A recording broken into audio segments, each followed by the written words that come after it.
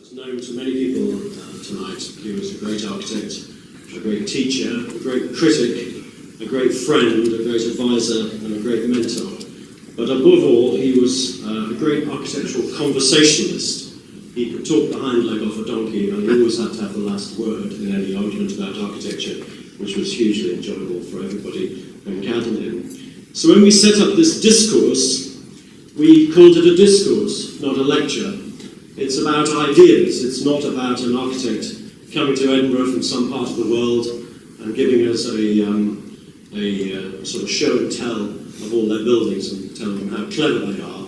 This is about ideas, and we saw that last time with Alvaro Siza, and I believe we're going to see it again tonight with Glenn Murcutt, because Glenn Murcutt believes passionately in ideas about architecture. He has very strong opinions, moral opinions, about what is right and what is wrong, what is universal about architecture and what is merely fashion, of which there is quite a lot around in the world today. Glenn Murcutt is remarkable in many, many ways. Officially, of course, he has won every single international prize on offer, with the peculiar exception of the RIBA Gold Medal, which can't be too long now, but he has won the Pritzker Prize. He is currently on the Pritzker Prize jury. He's just come from Miami in the deliberations. He has won the American Institute of Architects Gold Medal, the Alto Alto Medal, all the international prizes you can possibly think of in the entire world. He's also a great teacher. He's taught in many universities throughout the world, particularly in the United States. He seems to have been on a plane most of his life, but now he's said no more, but the students now come to him in Australia from America and from China and elsewhere. He also participates in his own summer schools run by Australian colleagues. The remarkable thing about Glenn Murcutt in many ways, and not many people know this, is that he works entirely alone. He has no secretary, no technicians, nobody in his office. He occasionally collaborates with somebody when the building is at some distance in Australia, but he works entirely on his own. He tells me the only other person who comes into his office is his accountant 4 times a year, which must be probably 4 times too many per year. So this is quite remarkable. In fact, I cannot think of another architect in the 20th century who has had such an effect all over the world and has such, dare I say, a fan club from all over the world who has achieved all that by working entirely on their own. In fact, his fan club, I can embarrass him tonight because I happen to know that in the audience here tonight are people who have flown to this event from France, from London, from Ireland, and from the Faroe Islands, specifically to hear Glenn talk. And that in itself is quite an extraordinary achievement. Philip Drew, in the first of the many monographs on his work, described the museum at Kempsey as the first Australian building. Well, that must have annoyed quite a lot of Australian architects at the time, but you could see what he was talking about. Because in a way, when I first met Glenn 30 years ago in Australia, we had a wonderful chat, and one of the many things that stuck in my mind, he told me that the British had brought to Australia the bungalow from India, and of course if you go to Australia today, it is the ubiquitous typology everywhere. And he told me that Australians, in the hot climate, decamp out of the rooms and live on the veranda, and sometimes when that's too bad, they end up underneath in the basement. And Glenn said to me then, his entire life has been dedicated to persuading them to throw away the rooms and just live on the veranda, which I thought was very fascinating. Well, I've known him for 30 years, and it has been a huge privilege to watch his work. I'm going to say, when I went to Australia the second time, someone else paid the ticket, and it was to give a talk on Scarpa, and it was in the days when phone calls had a little sort of time delay on them, you remember? And I phoned up to ask how long I should talk to, and if you'll excuse my phone Australian accent, after a little pause, a guy on the other end said, "How long do you usually talk for?" And so I said, "Well, I have a 1 hour talk, or a 2 hour talk, Very, very occasionally I've given a 3-hour talk on Scotland. That hardly ever happens. A little pause while bounces off Kazakhstan and Taiwan and comes back again.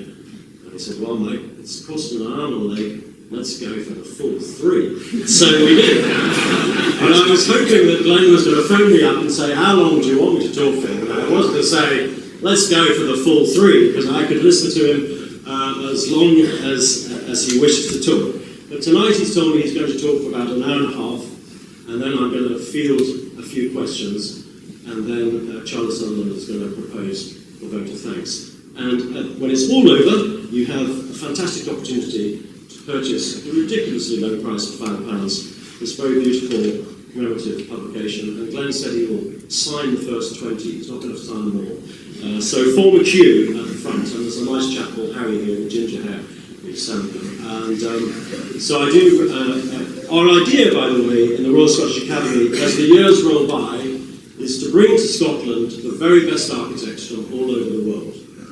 And in 20 or 30 years' time, you will have a collection of these on your bookshelves, and you'll be able to look back and see what architecture was all about and is all about. And so, without more ado, as they say, I'll hand over to Glenn Murcutt. It is a huge privilege and a great personal pleasure for me to see a very good friend in Edinburgh, and he's come all the way specifically to talk to us, and that is in itself an amazing thing to do. Glenn Murcutt.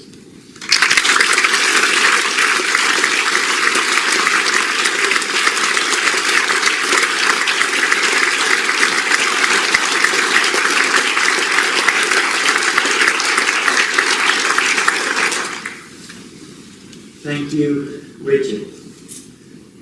Yes, I have come a long way, and this may well be my last presentation, because next year I turn 80. I'm tired of travelling so far, but when Richard phones and says to me, would you come? Of course, I say yes. And I may even do that again. But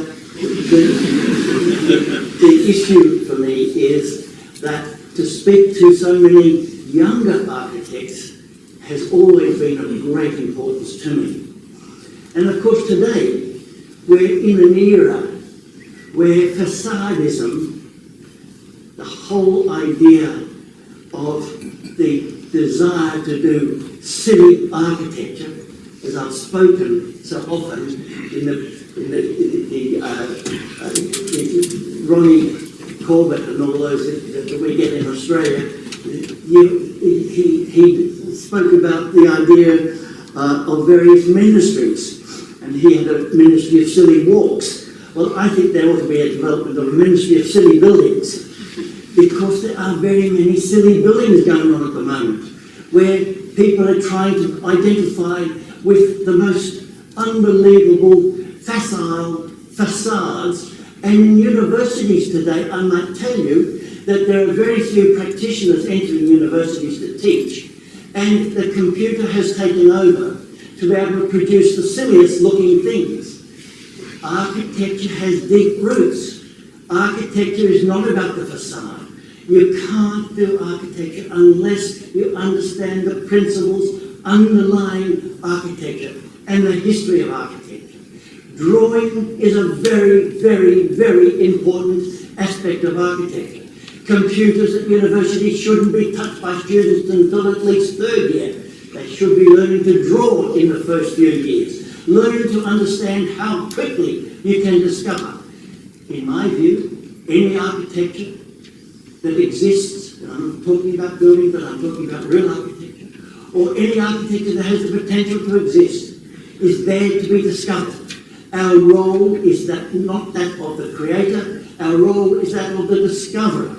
And I believe that is extremely important, the idea of discovery. And there's nothing faster than to be able to develop a series of drawings over trace. It's so fast, and it allows you to get rid of all those silly ideas rather than thinking that the computer says it's okay. Now, in 2008, the poet laureate for the United States was Billy Collins. He is now the Poet Laureate in New York State. And in an interview, Billy Collins was asked in the radio program Just Mouth 2008 in Portsmouth, he was asked, do you write longhand, manually, or compose at a keyboard? And his answer was, I always compose by either pen or pencil. Only because the keyboard, to me, makes everything look done, look frozen.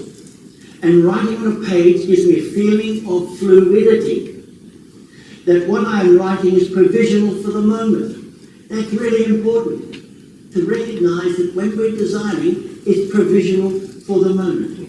And also, since I don't know where the poem is going, and I don't want to know until I get there, it always feels like the poem, as I'm writing it, is working towards some kind of understanding of itself.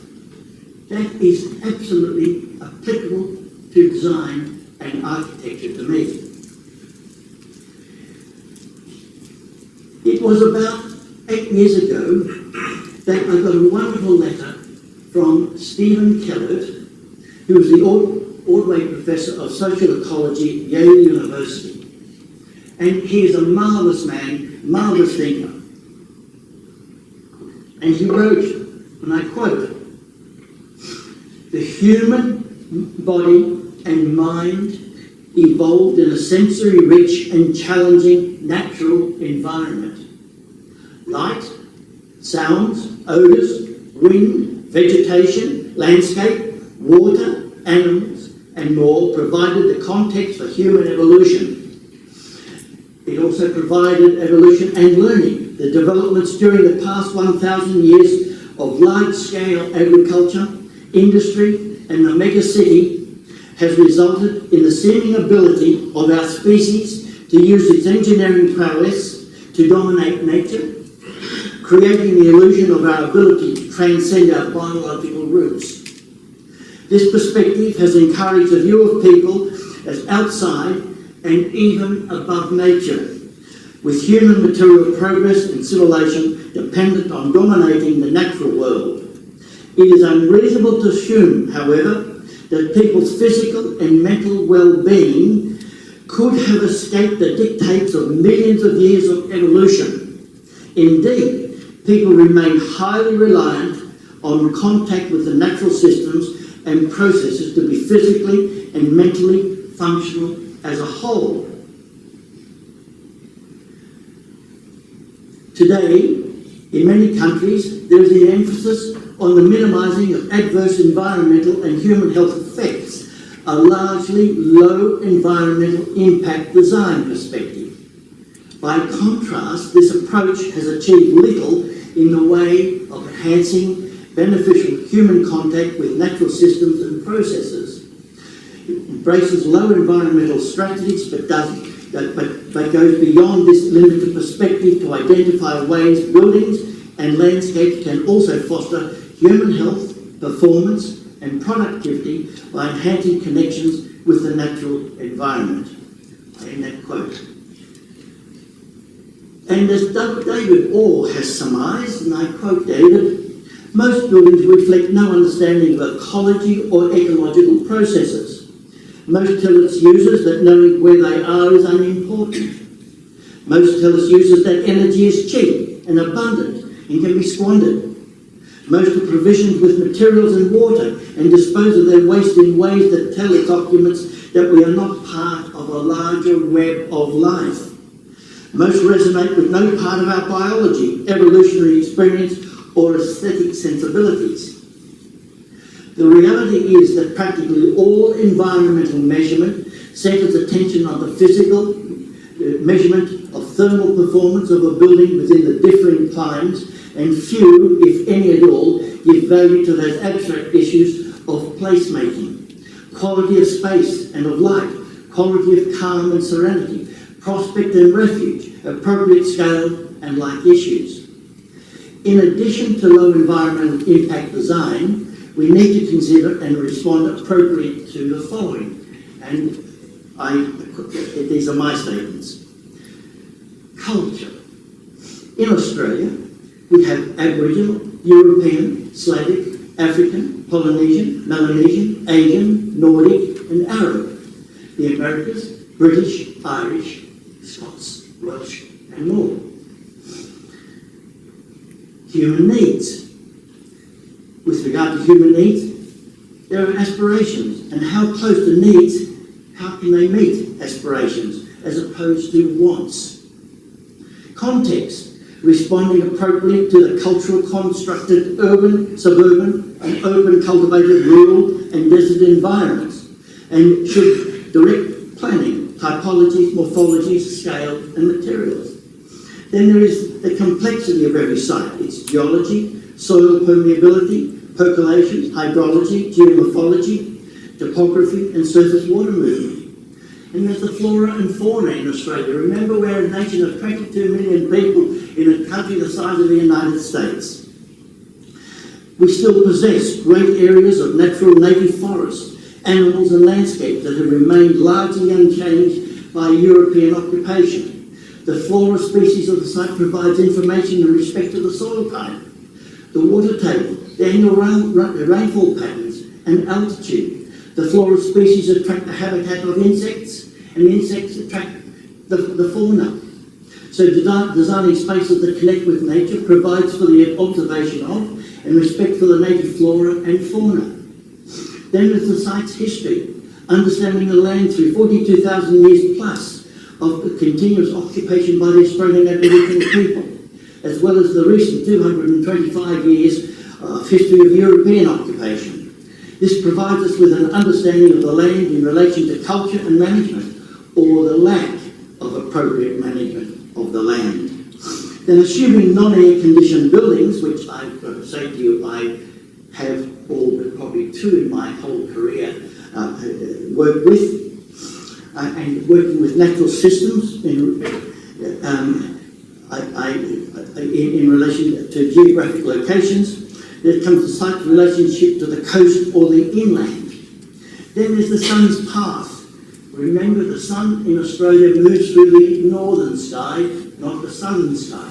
So when I refer to the sun coming into the from the north into the living rooms in wintertime and excluded in summertime, I haven't gone mad. The sun hasn't moved. It's just that we're in a different part of the world. And many people don't understand that.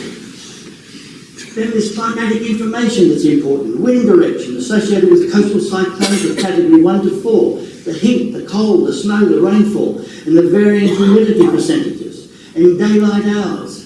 And how much should or should not enter the building within a specific region. And how to harness positively and protect against the negative climatic conditions. These are all parts of architecture for me that we're dealing with in Australia. Then there's the site's relationship to the latitude. Whether working in the monsoon or tropic regions, the wet tropical, subtropical, warm temperate, cool temperate, and hot arid climates, as well as the in-between zones. The altitude, whether coastal, floodplain, mountains, tableland, or inland. It determines the rainfall, the heat, the cold, the air pressure, and the humidity percentages. The varying seasonal patterns, working with the cycles of the sun, its position in relation to latitude, hourly, daily, and seasonally. Then the lunar cycles that affect tidal variations. And then there's ventilation, designing for the variable seasonal winds that provide natural cross-ventilation. Refusing to accept hermetically sealed windows and doors in buildings that then require buildings to have mechanical air conditioning. Buildings, in my view, in my country should leak fresh air, and rooms should have varying temperatures for human bodies to adjust and experience for health. And daylight hours, the number of days a site enjoys sunlight or cloud, and how much sunlight should enter a building for the quality of light, or how little for a specific region for thermal performance or comfort. And light should be natural and possess variations so as to exercise the cones and rods of the eyes. And observation and sound from the spaces, the viewing of nature, and sounds like seeing and hearing the build-up of a storm or cyclone, from the formation of clouds, the wind force or stillness, lightning, thunder, light to destructive winds, accompanied by drenching rain of up to 300 millimetres in an hour in monsoonal tropics. Connecting to natural systems, respecting and appropriately responding to the sound within the landscape. Observing and listening to the rain falling onto a metal roof, the sound being dampened by roof insulation. Listening to water gurgling into gutters, then carried and falling with echoes into rainwater storage tanks for human consumption, that basic feeling of survival. Or observing and hearing an intermittent watercourse run with flowing water and cascading over rocks. Or observing and listening to the silence and stillness of calm prior to and following a storm. Observing and hearing the differing sounds of wind rustling and whistling through the canopies of different tree species. Hearing the frogs croak and insects sing at sundown, as well as warning prior to and during and following rain. Observing and hearing birdsong at daybreak, others through the daytime and night. Observing the life and behaviour of birds in a nearby tree, or a native ground-dwelling or tree-climbing animal. Then there's smelling, having protected openings from rain, harnessing prevailing winds, allowing for entry of controlled natural airflow, experiencing that beautiful smell of freshly falling rain onto native leaf litter, grass, paving, and even the ground surface of macadam being carried by the movement of the air into a building. The smell of perfume native flowering plants carried by prevailing winds entering into the building or passing over a body of water. And then, of course, there are the spaces, the quality of spaces revealed by light and comfort through natural ventilation. Spaces designed to include the qualities of prospect, refuge, and serenity. As Lewis Barrett had said, and I quote, "Any architecture that's designed without serenity in mind is, in my view, a mistake, and when serenity possesses joy, it is ultimate." End of quote. Then there are those pragmatic issues, materials, choosing the appropriate and readily available materials of a region, making responsible choices, whether for durability, structure, finishes, or their combinations, and ensuring avoidance of rainforest timbers in my country. Selecting materials and combinations for their structural and thermal performance, as well as for their qualitative properties. Timber can be an excellent and sustainable material, subject to it being harvested at a lesser rate than its production and growth rate. Trees, for their first 20 years of life in my country, take in carbon dioxide and return oxygen.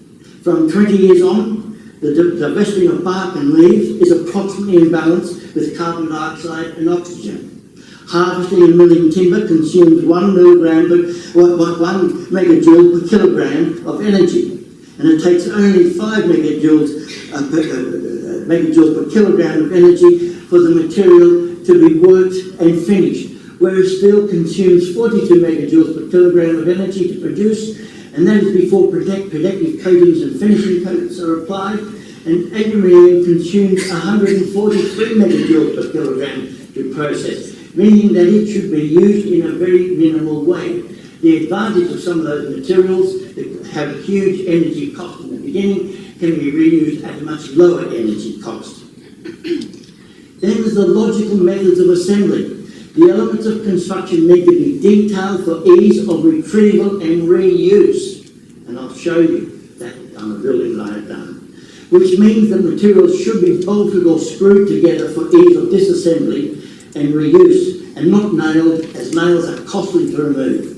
Likewise, wet trades like tiling, bricklaying, plastering should also use weak jointed mortars so that the materials can easily be retrieved and cleaned for reuse.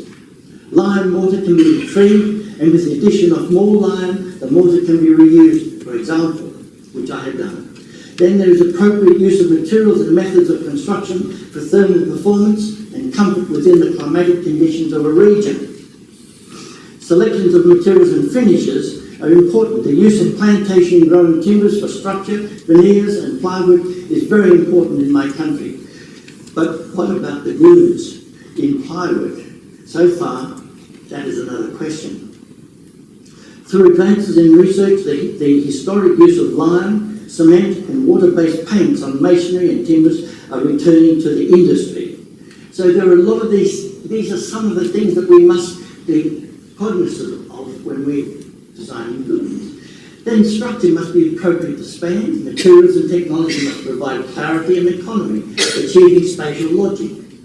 Water availability, or rather the lack of water in Australia, and especially in the dry temperate and the hot arid regions of Australia, where it has to be primary consideration. Provision for storage of on-site rainwater, and constructing systems for the processing of greywater treatment facilities for garden and toilet reuse, as well as for firefighting in bushland areas. They must have appropriate site waste management and firefighting systems in place. Fire. Understanding and responding to regional annual bushfire patterns in Australia is critical, and the measures that are required to address such hazard as water inundation of a building, use of non-flammable materials, securing gaps within opening elements, providing metal insect mesh screens and solid metal fire screens is now legislated. And there's waste. Appropriate management systems for grey water and black water treatment and recycling. The responsibility to the environment. Designing buildings that respect the above issues provide the conditions that allow humans and nature to be in balance. They also allow for experiencing the daily patterns and cyclic rhythms of nature, establishing nature's time, the rhythm humans were once with in sync, rather than most buildings that remove humans from nature's time. So sustainability requires going beyond the physical low environmental impact design performance of a building. Sustainability meaning is devoid of any aspect of life's emotional relationship with the natural elements of nature. In architecture, sustainability alone fails to address the most important aspects of human behaviour, life and experience. As architects, we must address not only low environmental impact design perspective, sustainability, but also those issues that foster human health, performance and productivity by enhancing the connection with the natural environment. It is my view that it's the architect's role to discover solutions that are not simply sustainable, but solutions that are responsible to the land, place, culture, climates, flora, fauna, technology and time, working towards the clarification of the essential. An architecture of response rather than an architecture of imposition.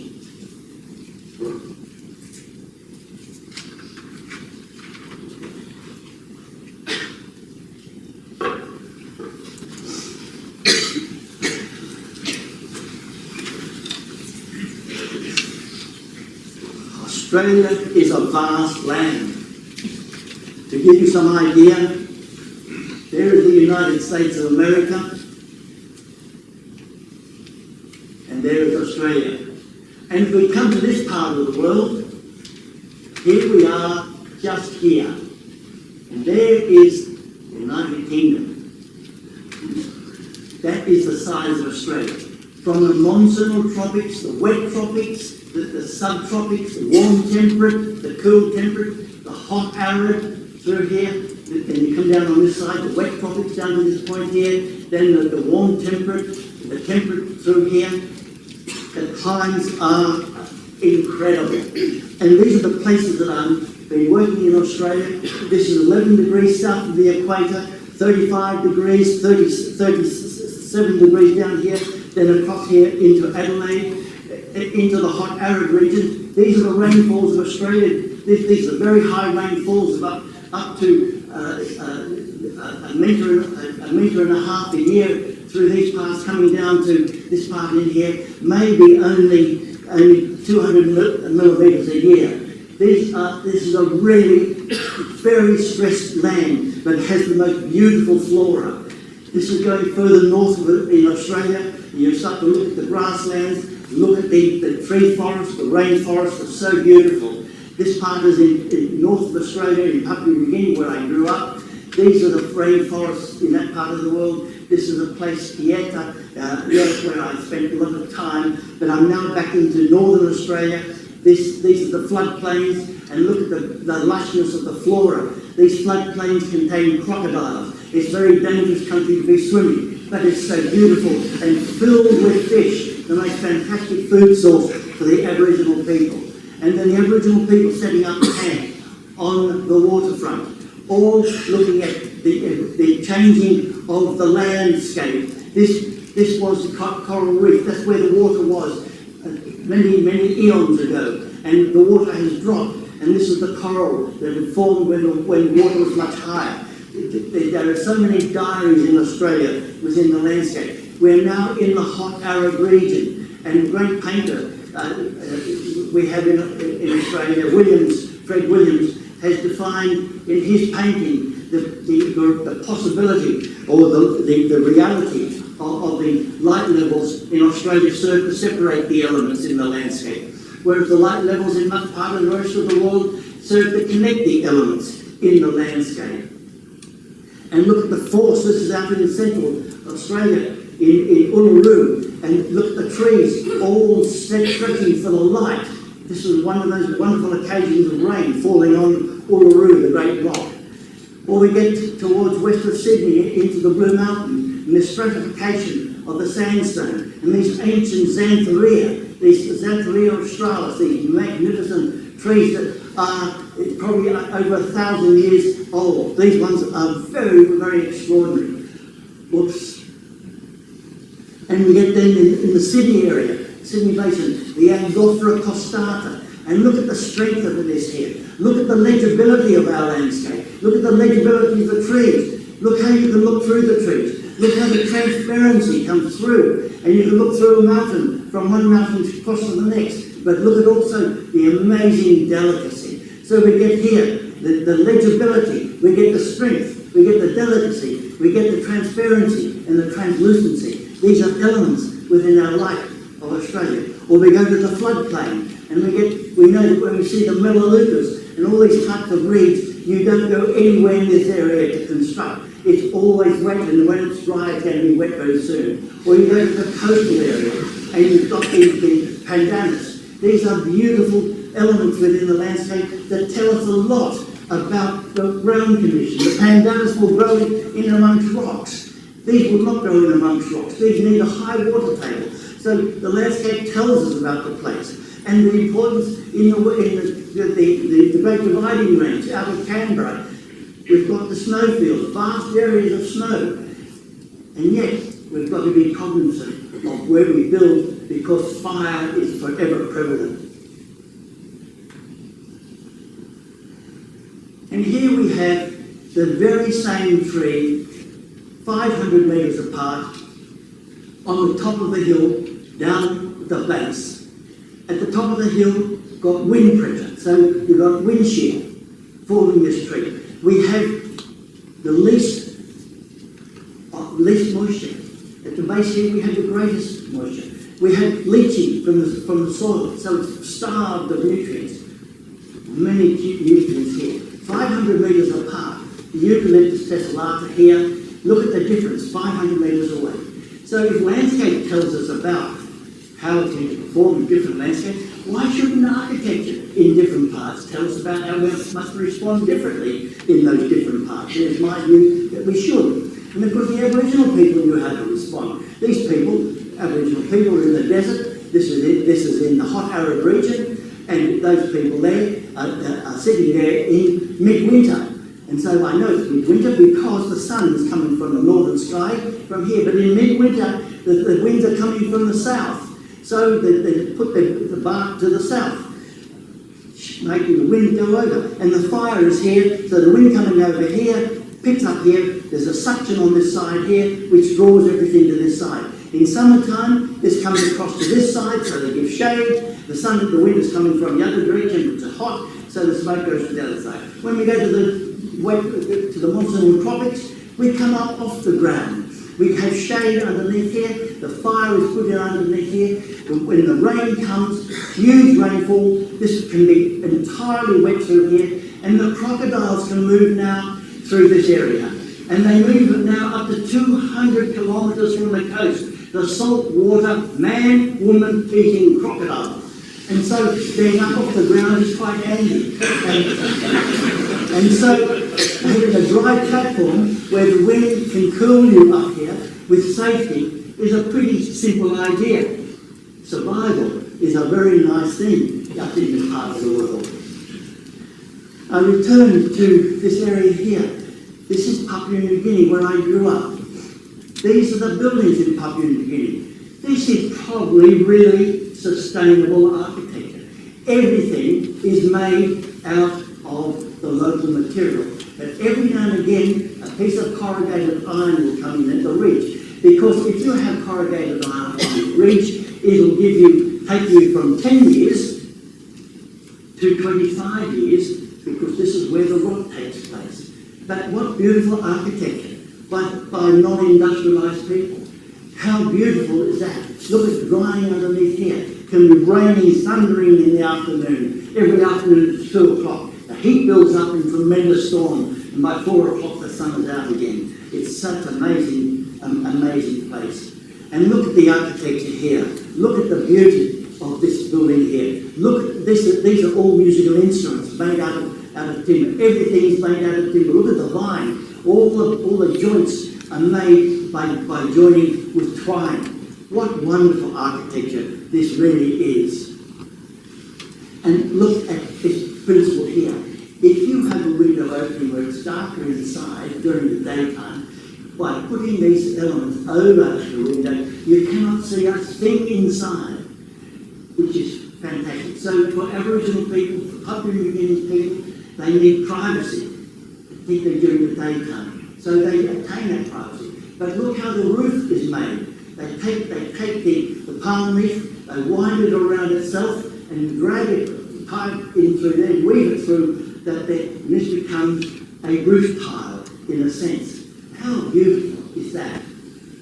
Well, this is, I'd say, sustainable. This is Trogir in Croatia. This was taken many, many years ago. But look, clay and stone. Basically two materials, clay and stone, and the occasional use of piece of timber. This has been here for hundreds of years. Or Dubrovnik. Look at this fantastic wall. Inside that town is the most beautiful place that I visited 50 years ago. These are slides of 50 years ago. And I visited again last year. And the only thing that's changed are the roof tiles that unfortunately the Serbs had bombed and smashed up all the roof and had to renew the roof tiles. And so they couldn't get the same sort of tile again. Otherwise, the buildings are very much as they were. I believe that is about sustainability. There is so much greenwashing going on in sustainability. I'm incredibly suspicious of it. And yet, look at the tent. This is in Morocco, in the Sahara. And this tent here is made out of the hair of the camel and goat. And when it's woven together, the upper surface in the heat, all the fibres contract and create little holes in through there. And the holes in through there, with the heat on top, create an air current, even when it's totally still, to move through here. And when it rains, again, the fibres expand and give you shelter to expand in that incredible situation. Or we look at the sustainability of a village that goes back to mud, built from mud to going back to mud. Or we go to the Anasazi at Metzstein, and look, here's the wintertime photograph, and here's the summertime photograph. Wintertime, the sun pours in. Summertime, it's sheltered. How logical is that? Do we do that with our buildings every day? Not very many architects do. And in the Greek islands, where I lived for 6 months, look at the beauty of using one material, the act of lime. How many products can work like lime? Lime is not only a light reflector, a heat reflector, a waterproofing agent, a disinfectant. It's all of those. It's the most amazing material. And the oxides of the island are just used for the chapels, which is a remarkable. Look at the light reflection of here. Look at the beautiful, beautiful quality of light that comes off a painted roof. So if you paint the roof, it produces the heat. It gives you waterproof. Or if I come to Australia, the great sheds of Australia, the woolshed. And look at this one out west in New South Wales in the hot arid region, where we have water taken down low, and pump water up to the top here, and allow water to come down through these areas to get cooling through the latent heat of vaporization. It makes a marvellous, simple system. Or the farmer out west that only requires to take a fodder with a very lightweight roof. Or the farmer on the coast where the rainfall is high, you need to protect the fodder, otherwise you get spontaneous combustion. The farmer knows where he or she is. You can tell the farmer working from the seat of his or her pants knows how to build. And I grew up in Papua New Guinea, and I grew up with the only way of moving around was by air, with the Junkers aircraft, both of these are Junkers aircraft. They are fantastic. And look at the technology of being able to bring these huge elements in from America and fly them in to make for gold. It was all for gold. And in Australia, the beautiful British house. Came from India, the veranda. The name for veranda really comes from Portugal, from the word vera, the covering between streets. Came to Goa, and the Indians adopted the vera to veranda. And so the veranda is really important to Australia. We live on the veranda. And here, the big problem with this veranda, of course, is that it's too narrow. And look how the kids play. They play this way. And look at these two chairs sitting here, looking at the Mother England to see if they're still coming.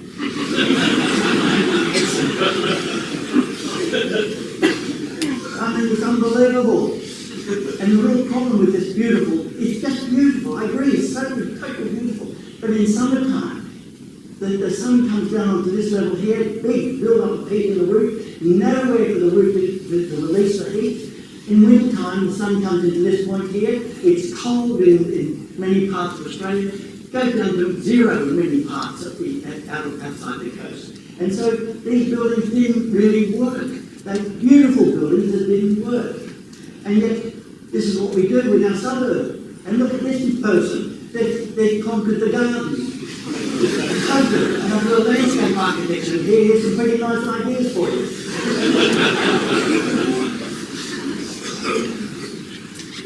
Poverty of spirit, barrenness of mind. And look, if you're building the wrong place, nature's going to get you. Look at this. This is building in the first dune. We know you don't build in a mobile dune. It's so stupid. This is what you have to do, escape. Otherwise, nature will get you. And of course, we're dealing in Australia here, in the northern Australia, and I'm dealing with these wind patterns, so that I know that this is a winter wind pattern, I know that this is a summer wind pattern, because I know this is the prevailing northwest winds here in summer, and that they're the prevailing southeast winds in winter. And this is where the Macassans came to Australia. They came down in on the northwest winds, traded with northern Australia, and went back on the trade winds back. These are the cooling winds. So that the temperature range in the northern part of Australia here, 11 degrees south of the equator, is that in summertime it goes to 33 degrees in daytime with a humidity of about 90%. At night time it drops down to 28 degrees, still with the humidity going up to more than 90%, late evening and early morning. But in winter time, the temperature drops to 28 degrees during the daytime, the humidity drops back to about 35-40%, and it's absolutely comfortable during the daytime. And night time, it drops down to about 25-26 degrees, and the humidity is still fairly low, but rises a little bit above what I've just said. So dealing with humidity, dealing with winds, dealing with temperature, dealing with altitude, dealing with monsoons. So this is in the monsoonal tropic, where we can get a category up to category 3, that's where you had a category 4 cyclone in this part of Australia. And these are the wind patterns. So I was telling you about the northwest winds running through here, the southeast winds in other times of the year. You combine the wind patterns with the humidity, you start to understand the climate. And the sun patterns, the sun in summertime reaches only 85 degrees south of the vertical. So the sun rises 30 degrees south of east, reaches up to 10 degrees off the vertical on the southern side, like it is here, the sun is in the southern sky, and it moves to 30 degrees south or west. But in winter time, it's 30 degrees north and west, and it goes up to about 85 degrees in winter. It gives you very great control just with the use of overhang. And of course, this is the big build-up. It's what's called tropo. You go tropo this time of the year because the heat and the humidity get at you. And then you just wait for the build-up of the storm and the lightning. And then the rain comes, and it comes down over these great cascades over the escarpments and then down into the floodplain. And look, this could almost be an ancient English landscape. It's lush, huge, beautiful trees, big trees, anything but like the rest of Australia. The amount of water, the type of trees, the species, entirely different to the rest of the country. Then it ends up coming down into all these patterns through the mud flats, and this is crocodile country, very heavy crocodile country. And so is this here, coming towards the coast. And we deal with fire. Fire has been used the whole time up in the Aboriginal world. It's a fantastic method of farming. It's also a method of renewal, which is very interesting. And so this is the fire just burnt. Look at the ants, the termites' nests here. And the termites' nests are fantastic because they face north-south. And this being north on this edge here, this is west, south, and east on the other side. The termites in the morning live on the western side, and as the sun moves over onto the western side, they migrate to the eastern side. Absolutely wonderful. And this is the forest after the burn. This is what's happening with these wonderful cycads. And it's just wonderful in the Aboriginal world.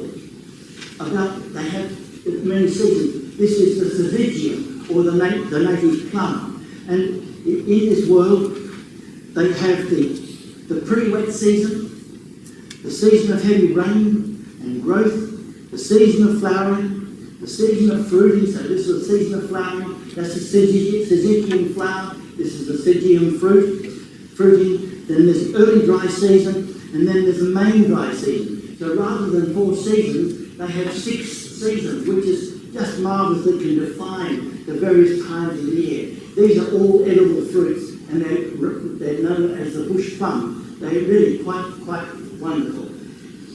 I've done a lot of walking up in the Aboriginal caves of Northern Australia. I have permission to show these from the Aboriginal people. This is the Queenkin spirit on the left-hand side, the right-hand side, on the right-hand side here, this is the Aiken lady. These are both initiation places, initiation for women, initiation for men. And the caves are filled with these marvellous paintings. They're just as fantastic. And there are thousands of them. If we go to the traditional building, European building, this is the church. This used to have glass windows all the way through up here in the tropics.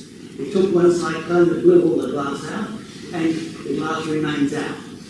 This is more appropriate to living in the tropics. You need just good, big shade and shelter. And in the tropics, this was government architect. Fantastic government architect. Designed this building with all these slats. That from the outside, I showed you earlier the public beginning window. The same thing occurs here, where you cannot see during the daytime, but from inside you can see out. So you get a beautiful transparency outward, from inside, but from outside window you get absolute solidity, almost totally solid. And this is extremely important for the Aboriginal people. They don't like to be seen inside the house. They want the privacy. And the important thing is, when a kin comes, a relative comes, they come and they sit outside the house here, and they sit with the back to the house for up to half an hour. And you can be inside, and they know you're inside, But if you don't call them to come in, it means that you're not ready to receive them. So you go away for the day, and you come back the next day, and then they recognise you there, and you bring them in. But at least you can hide. It's very important for Aboriginal people to be able to get away. And so, designing for an Aboriginal house in this environment, you've got to design so that you've got to be able to be away from poison relatives. Poison relatives are those who are too close to you. Brothers and sisters are poison relatives, so you don't communicate by word, you communicate by the third person. This is to prevent incest tradition. In poison relatives are also in-laws are poison relatives.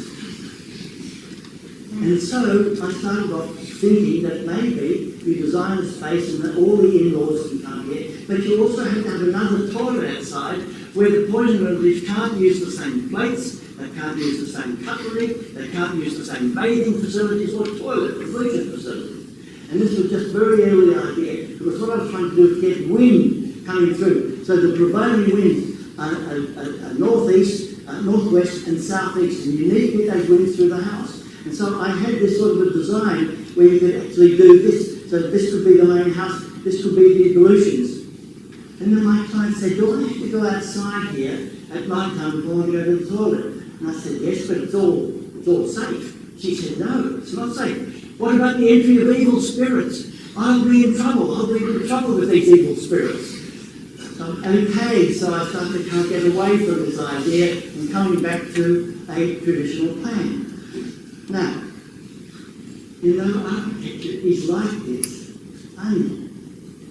You don't know what it's like until you cross a section of it, a vertical and horizontal section. Section is entirely important.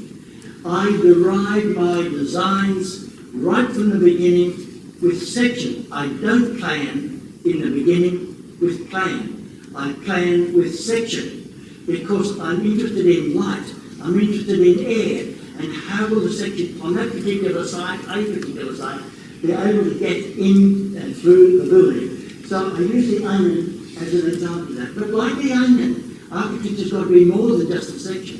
It must be like the onion. When you peel a layer back, there is another layer, and there's another layer, and another layer. Architecture must be more than a single line, a one-liner. And so I do all these drawings. I do hundreds of drawings. I have held, by invitation of the State Library of New South Wales, 13,000 drawings held at the State Library of New South Wales. And those drawings are about discovery, about how the brief and the site reveal themselves. So I go back to my earlier statement. Any work of architecture that exists, or any work of architecture that has the potential to exist, is there to be discovered. Our role is that of the discoverer. And I love the idea, because the role of the discoverer takes away the elite side of it. It gives it that really wonderful opportunity that we can all discover. I think that is very important. So I do these sorts of drawings just for myself, sometimes for my clients, to remind myself about how the wind pattern is going to move through here, how the sand coming up here, we can get the sand dropping back, how we get suction using the Venturi, a wonderful element designed in Australia by a yacht designer. This use of the same principle as in a boat for draining the water, getting air out. So the air is being sucked. You get a positive pressure here, negative pressure here, positive pressure moves to negative pressure. If you're about to release it, so over the back here, it speeds up through here. You get the positive pressure here, negative pressure here, blowing the air out. And what it does, it equalises the pressure in the building. And during a cyclone, you don't get the blowing out of windows. The equalisation of pressure is very important. And these are the drawings. This is the plan of the house. This is the entry through this area here. This is the sitting area. Always being able to look out. Important to be able to look out. You come into your room, you can look out. Coming back, you can look out. Into your room, you look out. Within the room, look out. These are the 1 to 20 drawings I do that are composite drawings showing you where the kitchen is, sleeping area is, where the toilet is, where the basin is. These are all shown on these drawings as a composite drawing, and then the 1 to 20 elevations. Every line one draws by hand, one fills that line, one fills that space. How can you fill the space with a mouse?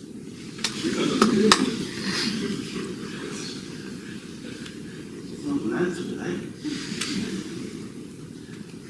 And here we have the house put together to make sure it all fits, because it's all prefabricated, taken up there.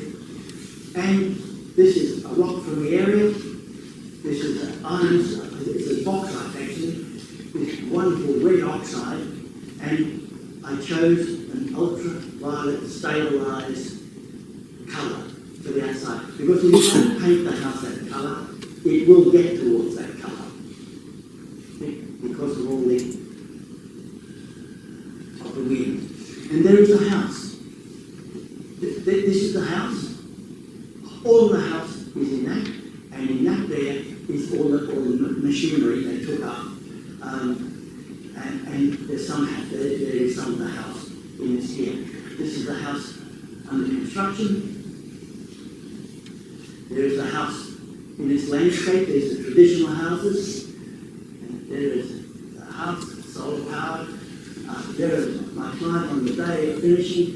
This is Glenn, who just caught a wonderful mullet with his spear, or should I say, it has gifted itself to him rather than his passion.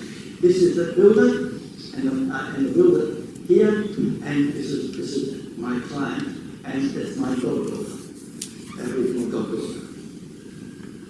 And within the house, systems bolting together. The whole house is bolted together. Very, very few nails, mainly screws everywhere. And the kids sitting down on the television. In here, the television I look at, it's not television on the national television network. It's all about cultural issues. Videos of a ceremony, a dance, or a death ceremony. They're all part of their culture. And yet, this has taken a long time. This was taken in 1994, and this was a fax machine. So they're not averse to facts. I'm not either. I'm averse to email. Oh, by the way, I should tell you, I haven't got email, so it gives me a lot of time to work. I do have a mobile phone. My friends have that number. No client has that number. The builder has that number. And my drawings I'm able to photograph and send by text. So I've eliminated and jumped everybody. I'm ahead of most now. And from the house looking out into this wonderful waterway behind there where the kids swim. And these blades are all on the southern side of the building, because, as I said to you, that the sun never reaches the northern sky here, and you can't afford to have sun coming in here in summer. So those blades are all designed in centres and depth so that no sun can come in from sunrise, and at 10 o'clock in the morning the roof takes over from that point. So they also break down the wind patterns as a part of where the wind comes from. This here is the building. You can see this is the eastern end, this is the northern side towards the ocean, and this is the side towards the creek. These are the blades, that's the kitchen, pushed out into there with the blades going up beyond it. The kids are sitting down on this floor. Aboriginal people don't sit on chairs, they like to sit on the floor. And I discovered only a matter of 10 years ago, the Aboriginal people, this is a traditional house made in bark. It's a dissimilar sort of house in many ways. Up off the ground, clear of it, able to get ventilation, get sun protection. These are standard sorts of things for the Aboriginal people. Now I go into the hot arid region, and we're into Broken Hill area. These trees, those trees you see there, Broken Wills, were here just on 180 years ago, those trees that they drew were only probably a metre shorter than they are. So slow growing are they. They're cypress pines. And Fred Williams again. Look at Fred Williams understanding the light levels in Australia separating the elements in the landscape. Or look at him looking at the force of nature and look at the force on the trees and look how he paints them in this area here.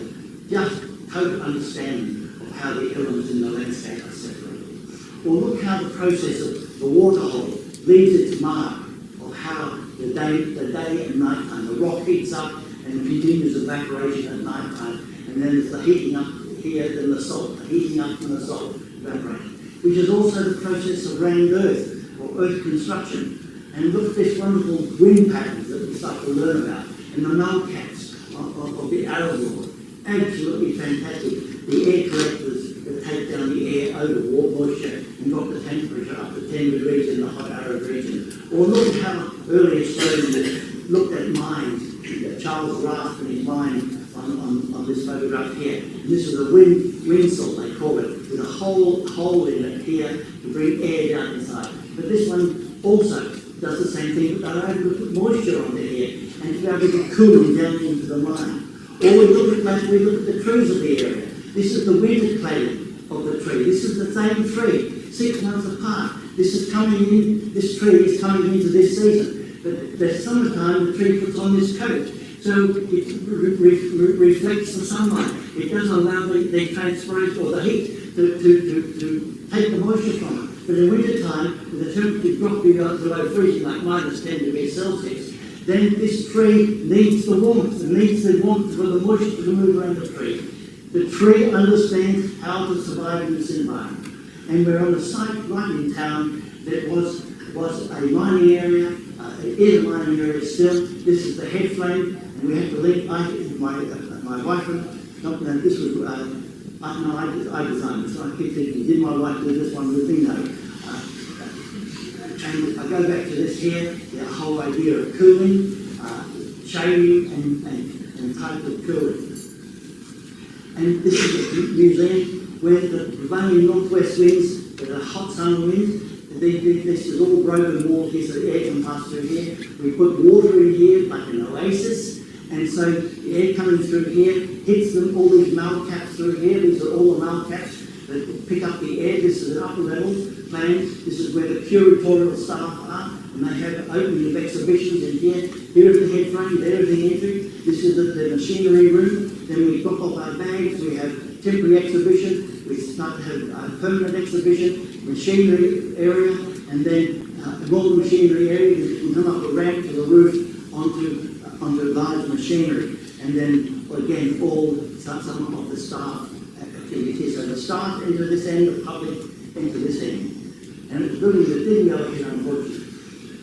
But I show you these drawings because these are as rough as bags, but they tell a good story. They start to tell you the ideas behind it, about wind pressure. So that if the prevailing wind here is in summertime, with a slot in there, we get a tremendous negative pressure on the back here. And that negative pressure operates on an opening here that sucks the air from here powerfully down through here. So we have a tongue across here that operates on wind pressure, an anemometer. And so that wind pressure that tells you if you want, you can regulate it to say you want 5 kilometres of air are now to come in. So this tongue will come in and out all the time, moving in and out to adjust to the air. And with the application of water in here and recirculating of water through here, you get the beautiful cooling. But with the air coming down through here, then it moves in through here and then out through there. But by having the opening at the bottom here, the air brings it. The opening is at the bottom here, so the air is moving across this zone and then pulled out through there. So you get the most marvellous sort of air movement through the building. And then to test it, we had the Victorian Technology Centre set up a real model, and then they had all these computer points here, the Irwin sensors, and those Irwin sensors pick up the pressure. So that here is the model now, and these you can see all the sensors are inside here. And they called me and said, look, this is fantastic, it's working unbelievably. And so they said, I'll show you how it works with the smoke bomb. So they got this smoke bomb going, and they had cardboard in through here, all the way through there. They lifted the cardboard, and look, that's a solid wall, there's nothing in there. That's this glass, just in that zone view there. Look at the smoke, how it's pouring into it. And look how it's being sucked down here. See how suddenly they moved down because of that slot. Drags the air through. The negative pressure pulls it through. This is it from the north, where the wind is northwest in the sun. You have the water in the front of it all the way through, and you have all these openings in the tunnel in behind that. And then here is the building again to the northwest, and this is to the southeast. And again, the building from each end. This is the western end. This is the east end. Now I'm taking you into the bordering on the hot arid region, which is lightning ridge, this area here. Fantastic area of Australia. It's where the black oak comes from. 55 languages are spoken in this area.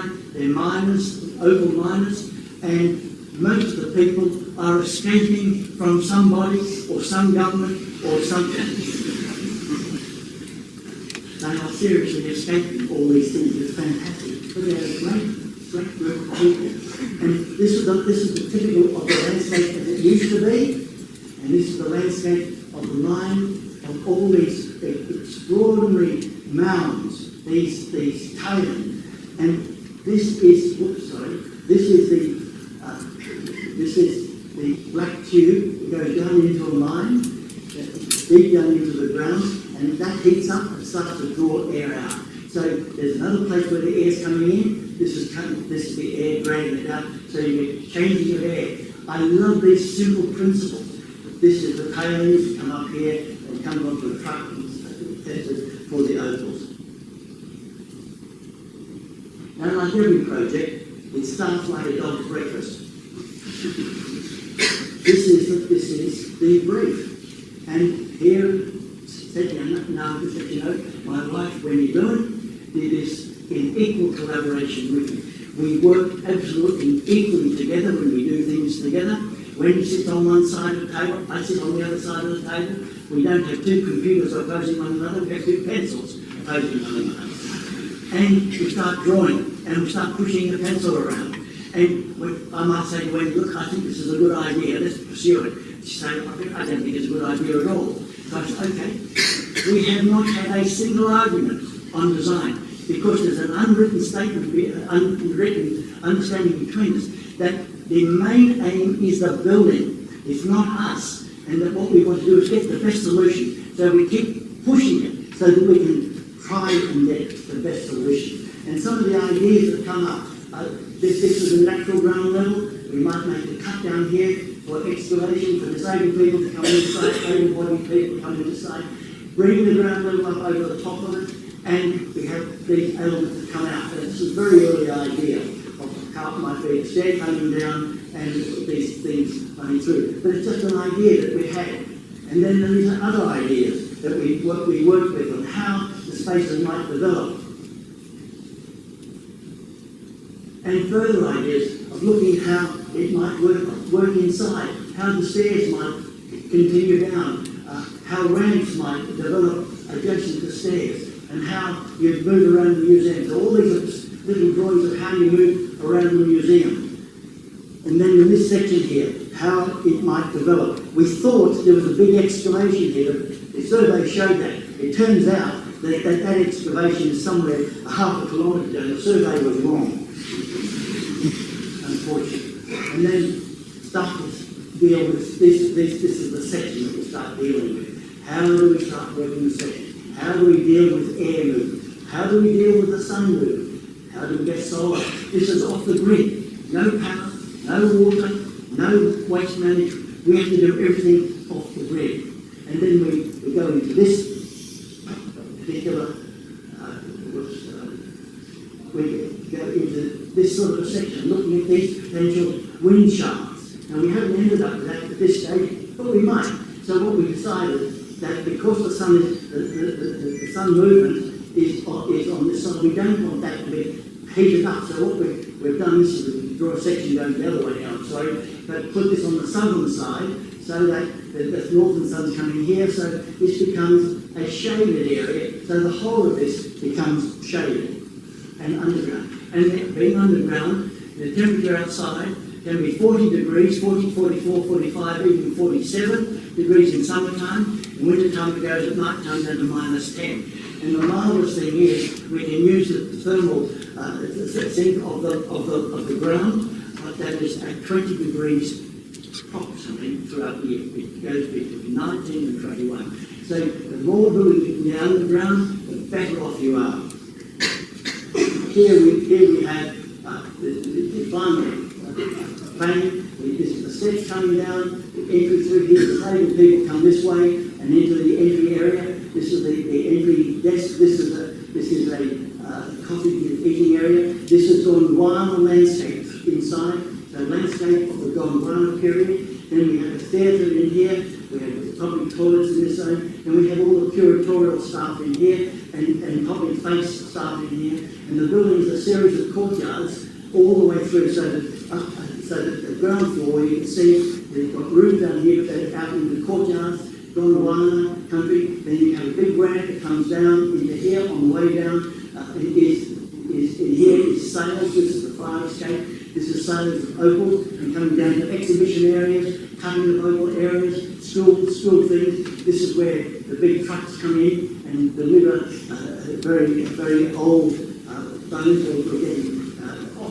We have fossilized dinosaurs that are 300 millimeters high that are opal. They're opal dinosaurs, and opal cones, and opal pine cones, and opal dinosaur eggs, and all sorts of amazing things held. And they're all going to come back here if we can ever get this building built. And so this is the section of the building, these big trusses. This is light in between each of those. And then we have above that, you can see here, just showing you, these are all photovoltaics all the way through for the power. And then we have a waste management system to collect all our water. This is all water underneath this area here, so we get huge volumes of water. And this is the building, there are the mount caps. You can see the wind. So we've got prevailing winds coming through here, and prevailing winds at different seasons coming through here. So we need to get the air through the building. As I said, the temperatures during the daytime go up to 46 degrees. At night time they go down to about 17 or 18 degrees, which is quite good. They can get in the desert areas. So you capitalise on that. You open the building up at night time, close it down in the daytime. And with the addition of water which we have, we can get some cooling of the air to keep the roof space as cool as we can get it. We've got shading that allows us using the photovoltaics. And this is the building from the southern side.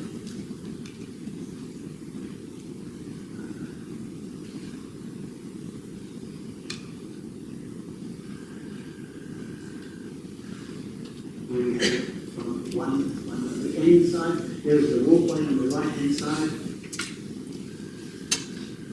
The building from the northern side, and from the western side.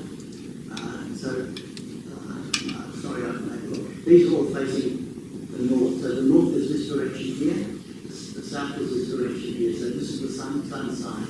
On the side. We have the University of New South Wales have done a whole audit of the area of animals that it looks like we're in safe hands. This is now coming up to the wet subtropics, and this is a house, and this is for all students. For all students, please understand. Don't try and build your own house early on in your career, because you can put in every idea you've ever had. It's much better to design for a client and buy it 10 years later.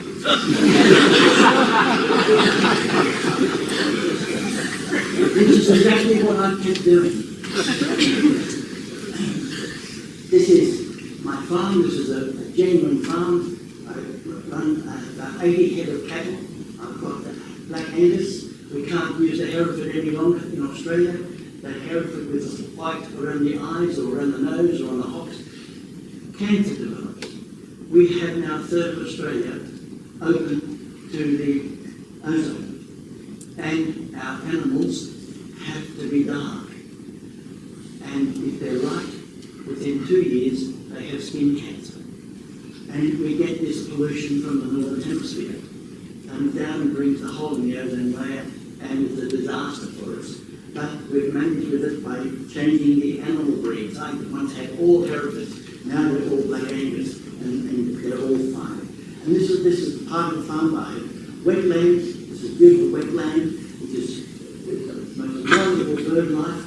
I have 7 kilometres of river frontage that has the most extraordinary fish life and bird life along the river.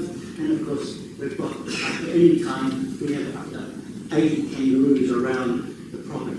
We also have koalas in this area. And I keep looking at these buildings and look at the importance of the buildings in terms of water. Now, this building on the left here sheds the water very quickly, but you may see that there's a ramp up in here, and that ramp brings you up to this level here. This can flood up to this level. Huge floods, absolutely. And you can run at 22 kilometres an hour through. It's absolutely phenomenal. And the cattle all come up into this area here. But get rid of the water quickly. Never a flat roof. Always a pitched roof to get rid of. And look at this here. The idea of the roof that folds down on this, the water coming down here, drops to here, goes faster again and faster again. So it's not slowing down compared with the roof that comes that level and a shallower pitch and a shallower pitch. Gets steeper and steeper and steeper.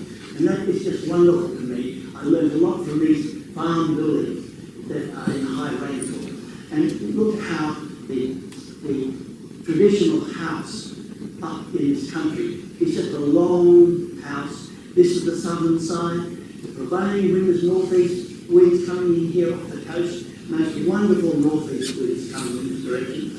You put fly screens on the south here because the marsh flies, the blowflies, all come in through here and they smell and they can't get in. But they don't smell from the north from the prevailing wind. So you can keep the other side open and keep this side with the insect mesh. And this is the house that I designed in 1973 for Murray and Bill Short as farmers. And cows and calves, this is, you can see an old photograph because here are the Hereford. Cows and calves were selling for $25. And they said, I can't take it any longer, it's too hard, I've got to have another occupation. And at the time, I'd had quite a good year, and they said, we're going to sell the house. And I said, don't. Let me talk to the bank. So I went to the bank, and the bank said, yes, we'll lend you the money, and I bought it. And what a wonderful thing it's been. And then Richard stayed at this house. That's correct, isn't it, Richard? Gave a lecture on Scarby. A private lecture. It's a very good lecture. He knows a bit about sculpture. He needs to do a new book. And he is. And so, when I bought the house, here's the plan of it. So the entry was on this side. This is the formal entry. This is the informal entry. Into here, into the living room, or up here, into the living room. This is the kitchen. And this is the shower and the laundry. So that when you came in from the day from the farm, you come in here, use a bath, or the toilet, or a shower, or a basin, take off your dirty boots, put your dirty stuff in the laundry, and then you come into the house proper. And then at night time, when you go to bed, you come out onto the veranda, and you come into a bedroom here, shower room, toilet area, basin, and there's a storage tub. And then I had to come and make alterations to it, and I bought it. So I took this gable end here, and I put it here. So the gable end was there, it went to there. The glass doors that were there came to here. The stair that was there came to there. The deck was there, in that zone through there, came to there. Everything was rolled out. Not a single thing was lost. It was all bolted together. This, I believe, is to do with sustainability. And here is the typology in the area. These are the sort of buildings. So it's not a case of saying, I'm going to start fresh, start to look at that building in the area. And here, you can see, here's the gable end, there it is there, which was down here. This gable end has just been taken off. It's on the ground, but ready to be put up there.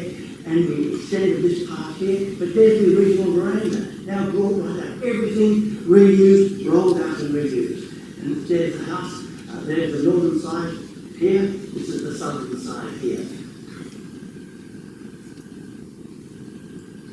Interiors, Aboriginal men spirits, these are all Aboriginal men spirits, wonderful sculptures they are. And then you start to deal with the light packs. Now, failure is a great learning experience. I'm the only student that failed sunshine and shade, I'm sure, in the whole of the course of Sunshine and Shade University. But I learned about it by doing it the second time. And so I developed a system here whereby this is facing north, so there's the winter sun angle, and there is the equinox sun angle, and there is the summer sun angle. So I can tell now that when it's midday, that we're getting close to midwinter by the angle it's running through here, by the thickness of the area we've laid, and the sun glow. This is really important to me because in developing this, it gives me thermal control in summer and winter. Same thing here. Several layers of control. You have the outside blinds, then you have the insect mesh, and you have the inside lid. And look at the beautiful light you can have, and totally controllable. Absolutely controllable in the house in its system. Now we come to the urban project. This is right in downtown Paddington, just a few kilometres outside of Sydney. And this is a house right known as Paddington, and it's probably the densest area traditionally in Sydney. And this is a traditional house, pitch roof here, bedroom upstairs, living room downstairs, out into a garage in the back here, street point here, falling down through here, and there was this open area through here where air could pass through. And there is the plan of in bedroom. We walked in here, straight down the stair, landed down the stair here, the kitchen was there, this was part of the living, tucked right back in. Terrible plan, terrible. There's a bathroom on the corner here. Just stupid, awful stuff. So I had to make something of it. So here it is. Here is the upper plan now. We left one bedroom, took all the other bedrooms out, put the stair onto this side, lifted this section up, so that in section, you see the section through here, so that air can pass through here, air can pass up through here, air can come in through here, over the top of that.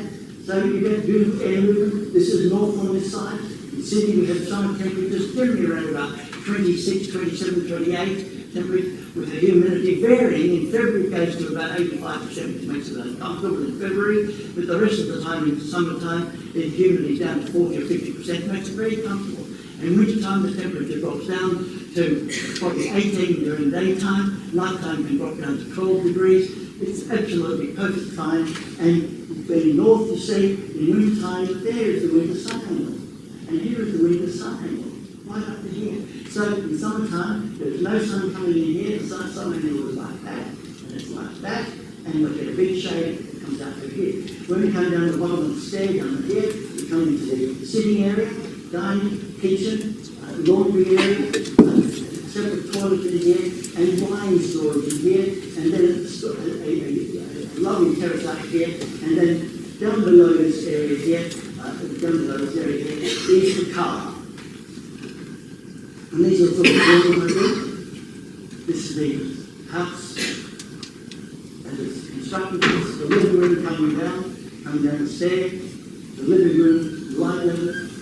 Again, looking at the terrace from the outside, looking back into the living area. There it is in the typology, the morphology, the scale, and the materiality. These are the sort of things that one has to work with in dealing with the cultural context of the environment. And then this is our own little house, very non-restricted to building. This is it just through here. It's a semi-detached cottage in Sydney. There's the Sydney Harbour Bridge just there. There is the Opera House just in there. And you can see that this is a slightly higher density than the traditional houses of Sydney. We're in a much higher density. So we live in that half there. That's our neighbour in there. And there is our house in there. That's the adjacent house. And these are the apartments nearby.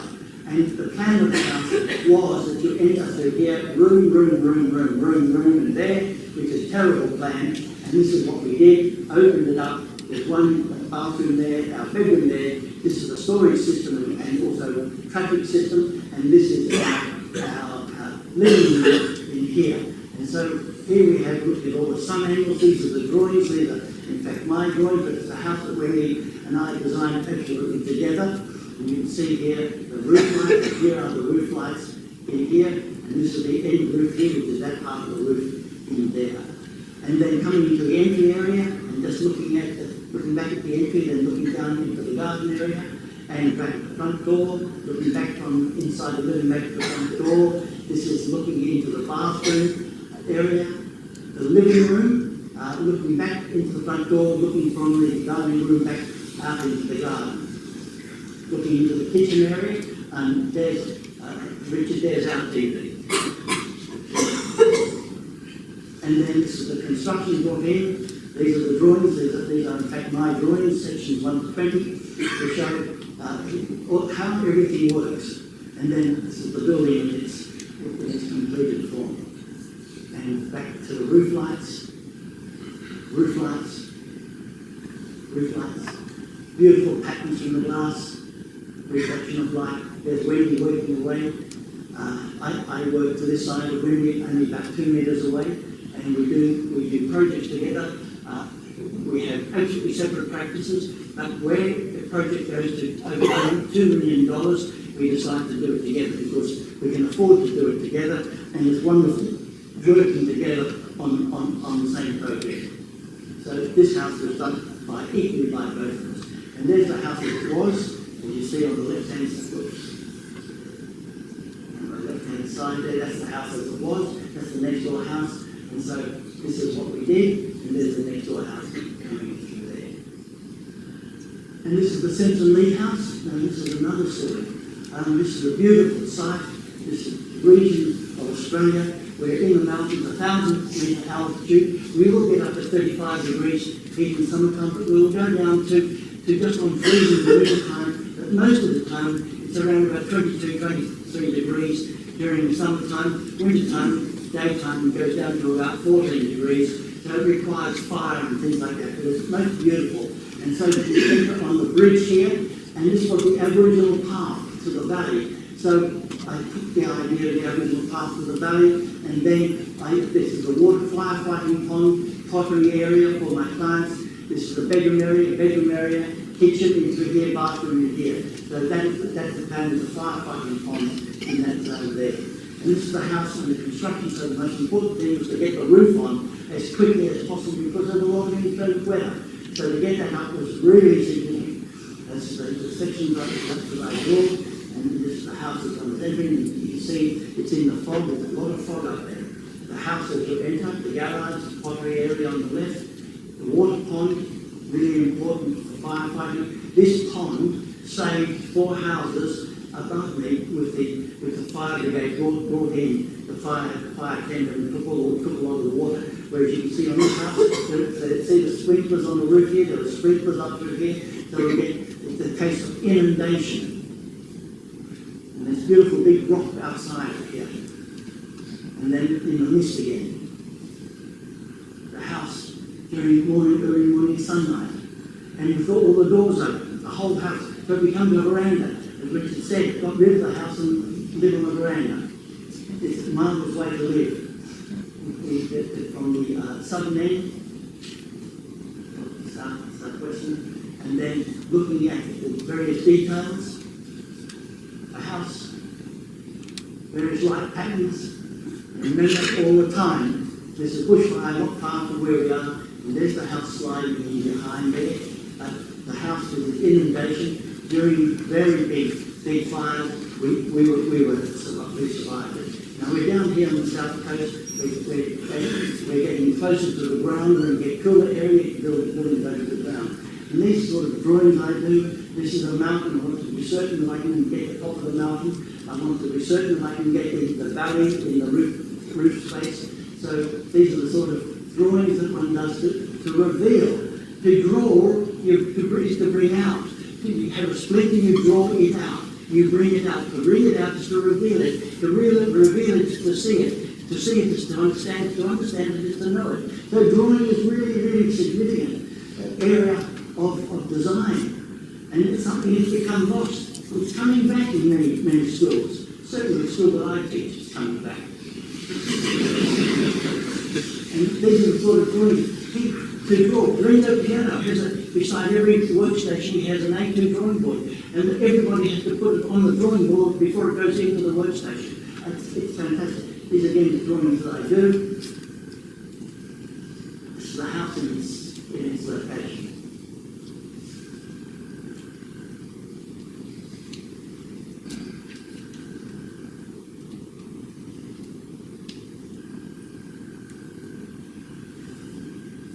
All vent systems, because this allows when the rain is pouring down, you can open up all these, you can hear the frogs, you can smell the air. It's absolutely wonderful to have this perfume coming in. And the breaking down of the light, you can have the slats across, you can pull it right off, slats right off, you can come right off it, you can just have insect mesh, you just have glass, all sorts of possibilities. See, there's an open.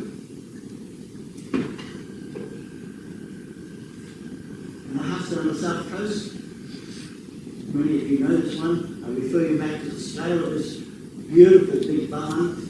It's so difficult building in this vast landscape. Sometimes you can get the scale that's actually inappropriate. And again, the drawings, how you deal with drawings and section. And here we're now going to a place where you get the cold air coming off Mount Kosciuszko, it's Maruya, and the southwest winds come off the snow country. And it can be freezing, so this is like having a big coat put onto your back. Big coat, you turn your back to the wind, and you open the front up to the sun. And it's exactly how the house works. And again, some of the drawings and the house in its location.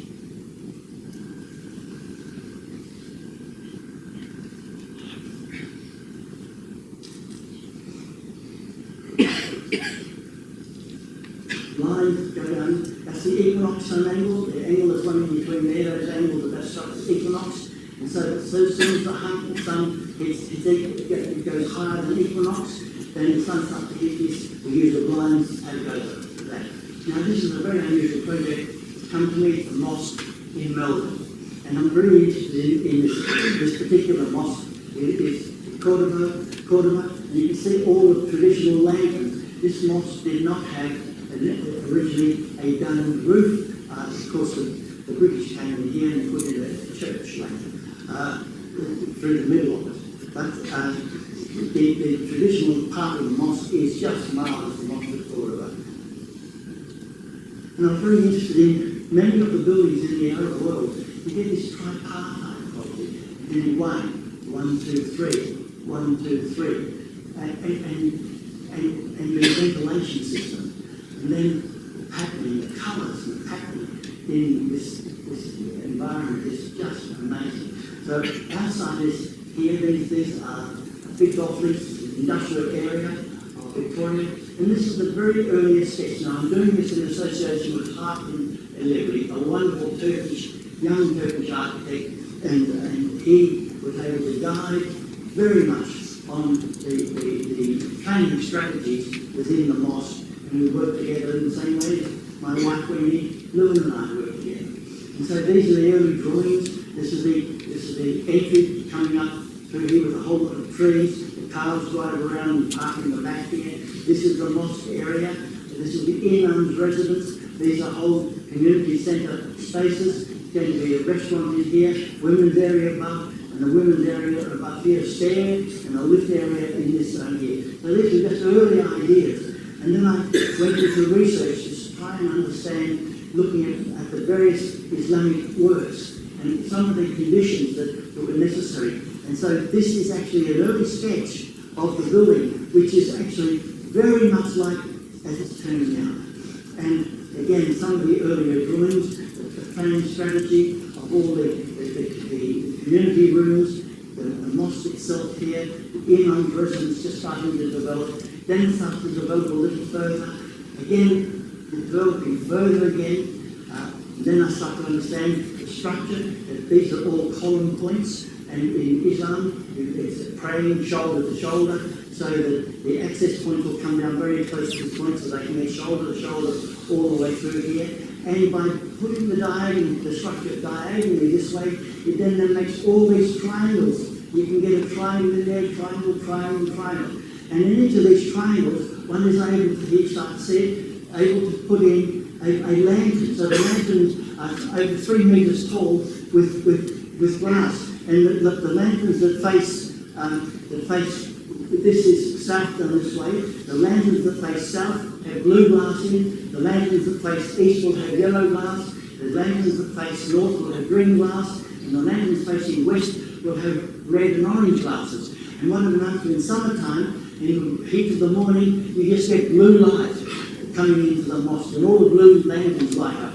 And then as it moves around in the morning, it goes into the yellows, then into the greens, then into the reds, and then back into the cool of the blue, so you know what time of the year it is. It's really important that colour has become extremely important to Islam. Now, I could read to you, I'm running a little bit slow on this today, whatever it is. And I won't go into all those colours, but colours are significant, have significant meaning to Islam, and these colours are the colours chosen. There's also colours that I learned from Lewis Barragan, that if you actually have the reds to the west, it absorbs that red, and that the light picks up on the western sun, that orange, and have an orange thing, it deepens that orange. The green to the north deepens that green, to the east deepens the yellow.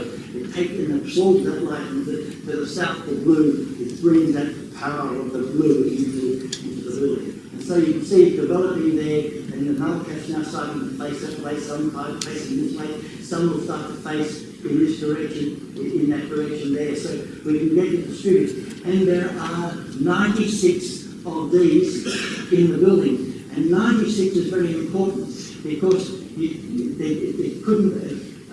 It's a multiple of 3, and so long as it's multiples of 3, 1, 3, 5, 7, 9, 11, and so it goes on. No 2, 4, 6 and 8. So the grid is 11 bays by 3 bays. And the important thing in Islam is there was only one Muhammad. There wasn't a second Muhammad, so they leave out the second and the fourth and the 6, 8, 10. So all the odd numbers. So you're working with odd numbers the whole time. So the lanterns, multiples of 3, come up into the 96 of these in a grid of 3 bays by 11 bays. And then you can see over here, this is the mosque, this is the Imam's residence, this will be the gymnasium through here, and then all the community centre is in there, coming through there. And so this is where it's at. This photograph is taken just as I left, and you can see here you can see the triangle starting to develop, and here we are starting to build some of the land. You can see that the height of the land will be amazing height. And this is now looking back into the mosque. This is the windows area up here. There's now another one of those bays to be constructed in here. And from this point, a big staircase into there that leads up into that area. And these, you can see now, are all the triangles for those 96 lanterns. And here's testing all the glasses for the lanterns, saying what colour it's going to cast. And we're getting a floor colour, not this in the concrete, to see what colour it casts. So at different times of the day, you're going to get the blues, and you're going to get the oranges, and you're going to get the greens and the yellow. But let me tell you, these aren't the colours we finally selected because we didn't feel these were deep enough. We've got a whole lot of other colours coming. And so this is what the building is likely to be like.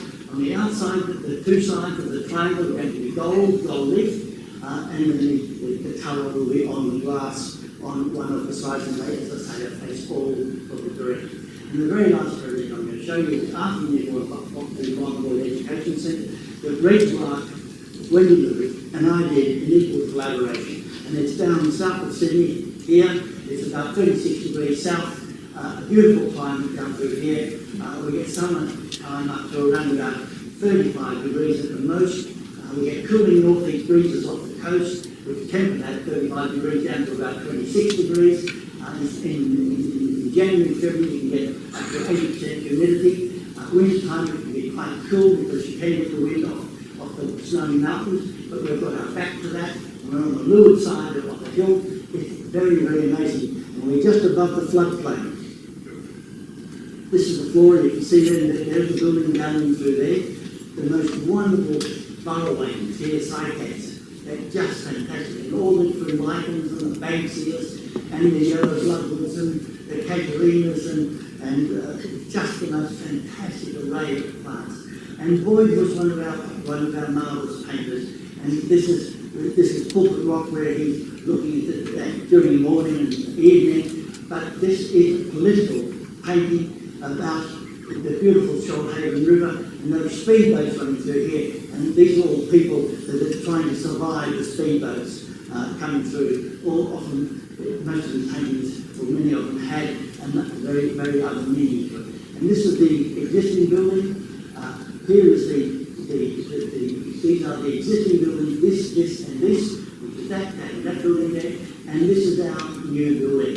And this is what we wanted to be our sort of silent space. But what was important to the boys and to the clients was that from this space you could look through here and see the native landscape. And Boyd came to England, to Norfolk, I think was the area, and he'd do all his work in Australia. He would leave Australia after 6 months, come by ship, never flew, always worked by ship to England, back to Australia, and he finished his work off in England. And so this is an education centre, and the students come from high school, they come down into this area to paint or sculpt, do mathematics or music. And I've come down here one afternoon, I was came, nobody knew I was coming, I just came around the corner of this building, you come around the corner here, and underneath this big roof was a class of 30 students, and the teacher was letting them sing Gregorian chants, and it was the most fantastic experience to hear these Gregorian chants being sung as we came around the corner. And so it's a case of looking at the scale of these buildings, and it was very difficult to deal with because these were houses, and they had to deal with a much bigger hall here, and so suddenly looking at doing the plan of the houses and the break of the houses, and looking at the plan of our system through here, we're able to get a scale that we think was compatible. And then we had to be at this level. This is the level right just around here. No, sorry, it's that contour running around there is the flood level. So we're just above the floodplain. We have power here. We have no waste. So we've got waste management. We're dealing with the Environmental Protection Authority to make sure no bacteria gets into the Great River System, which is really, really important. We have here, if I go back to this plan here, I'm going to show you there's this section of plan out there and this plan of that part of the building there in here. So these are the bedrooms, and each of the bedrooms is framing a view. Now the other thing about this building is all the timbers in this building are second-hand, recycled timbers, all their plantation grown plywood. All the bricks are laid on sand so that they can be reused. All the timbers are bolted together, not screwed together. So the whole of the building could be disassembled and reused, or extensions made, or changes made without loss of material. And so this is the dining hall. The dining hall, the kitchen, toilets are outside here, entry into this zone or entry to here. Marvelous concerts are played here. According to the performers, it is the very best hall for acoustics between Sydney and Melbourne. And so it's very much used for many concerts. These are very small bunk bed type things. And Boyd wanted a building that was somewhere between camping and a level of safety, but for the building to breathe. The building had to breathe. So Boyd wanted people to be able to use this facility, not use it up. Boyd was just marvellous in his attitude towards doing this work. And these are the sections of the building. We have to collect all our own water. The rainwater is used for drinking and showering. And so here we are on the marvellous Shoalhaven River. So you can see here, this building is on the axis of the river here. You can see how the river bends around here. And we wanted this part of the building to see the river bending around here. And I've got to tell you, it's the first time I've ever noticed it. I've never recognised it until this very moment. But see how this building bends around here? And look how this building bends around here. I've never noticed it. But it is dealing with landscape. And I'll talk a little bit about that. But there is the building in its environment there, just carved out in that zone. And what we played, the cars to the left here, we came out and we walked past Boyd's studio. This is Boyd's this is his living room and dining room. This is his bedroom here, and down for private, so we kept that private. And we walked past his studio and into this big quiet space and into the dining hall. And you don't see the size of the building until you actually arrive here. So the scale of it is very different. Whoops. So here we have the building. So this is the entry into the hall, entry into the dining hall, or if you want to go straight to the bedroom. And this is something that I learned in the Greek islands. The importance of taking away the immediate foreground and the paved area where you bring the river right into your canopy. It was a wonderful discovery of mine when I was living in the Greek island. But the other important thing was the roof lifted here, because that is north for the winter sun coming down through there, and it's to reveal the mountain. If I carried that roof through, it would have cut through the mountain, and this side would have cut through it as well. So it's dealing with the topography. That ridge coming up through that diagonal ridge, which is this one here, it follows up the valley, so it reveals the two mountains. And so the building is actually working with that landscape. The building again, working with the landscape. Look at that there, working. This is not biomimicry. This is doing the same thing that the topography is wanting to do to collect water. We have to collect water. The slot of wind that I've learned about, the slot of wind that creates a negative pressure on the vertebrae. No rain hits the glass doors now. The rain is lifted up and taken up over the building and gone out onto this and hits this roof here, and we collect all the water. We only have to have that portion of roof for the collection for 32 students and about 6 staff for living here year round. So it has worked fantastically well. This is walking on the corridor. There are bedrooms on the right, the little sleeping bays. Every bed has a view out. So the moment you sit up, you look out. And these are the framing systems for the view. Boyd was always framing, like a painter, you're framing. So we were framing these things. Boyd, in his painting, he came back to Australia for the native landscape, but he loved the cultivated landscape. So on this side of the building, it's all cultivated landscape. On the other side of the building, it's native landscape. So this is the back area. So the featheliness of the native landscape, or the much clearer area for the cultivated landscape. So the building was responding to that. The building from outside to be able to balance light. As I learned in London about balancing light, this is facing east, so as the sun moves further over here, the sun's coming into there and balances the light into there. We get prevailing northeast breezes. These pick up all the northeast breezes and bring them through the building. The building from the south, this is the building to the east, and you can see the transparency. You can look through the building, in fact. You can see through that roof in that zone through there. And look at the verticality of the trees. Look at these fantastic spotted gum. We're now Peruvian maculata. And the verticality of all these things, and the verticality of the trees marching up into that through that landscape. And the building with the doors partially open, doors with the fully open.